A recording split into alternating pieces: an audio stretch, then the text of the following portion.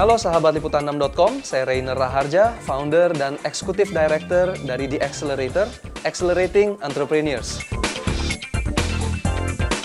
Saya hadir di sini untuk menjawab semua pertanyaan Anda seputar bisnis dan kewirausahaan hanya di liputan6.com.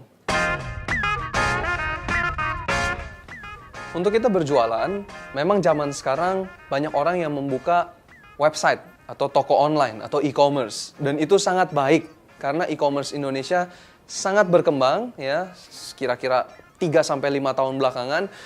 Tapi bukan menjadi sebuah keharusan dari sebuah bisnis harus punya website untuk penjualan. Dibedakan antara website company profile dengan website penjualan. Yang namanya website penjualan, memang itu kita sebutnya sebagai e-commerce website.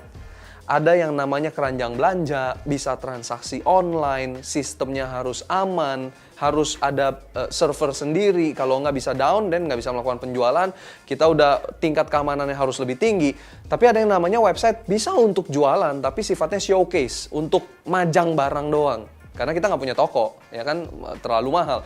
Jadi sebelum kita masuk ke e-commerce, kalau memang kita rasanya terlalu mahal deh untuk invest e-commerce atau kita nggak ngerti gimana caranya, kita bisa bikin yang pertama untuk showcase barang-barang kita. Itu yang kita sebut sebagai website dari company atau website dari barang yang kita dagangkan. Sehingga di sini yang namanya website tadi kalau kita mau bikin atau kita mau bikin toko, kita harus bikin website kita betul-betul hidup.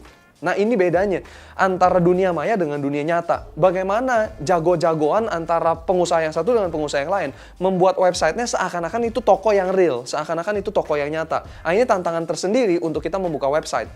Apakah kita bisa menjadikan website kita yang benda mati menjadi benda yang seakan-akan hidup? Website itu harus ada testimoni, harus ada personal touch, harus ada customer care, harus ada keranjang belanja untuk dia belanja, harus ada gambar, harus ada, kalau saya bilang, call action button. Jadi tombol yang mereka harus pencet kalau mereka mau lakukan sesuatu. Jadi jelas, semuanya harus jelas. Jadi kalau kita bisnis, betul saya bilang zaman sekarang sebaiknya punya website, murah. Tapi kalau misalkan harus punya toko, harus punya gudang, tunggu dulu. Ada banyak hal yang bisa kita kerjakan untuk cut cost. Efisiensi nomor 1 dalam berbisnis. Sekali lagi, efisiensi nomor 1. Jadi kalau misalkan kita tahu apa yang harus kita jual, dan ternyata kita belum memerlukan toko retail, dan kita pakai website aja. Tapi kita bisa approach dari BBM, dari broadcast, dari WhatsApp, dari Line, dari Facebook, dari Instagram, dari social media. Masih banyak hal. Tapi untuk kita buka toko atau gudang, itu nanti kalau kita udah jelas arah bisnis kita kemana. Penjualan kita miliar, tapi kita nggak punya toko. Dan kita nggak punya website. Saya pribadi. Tapi saya punya gudang.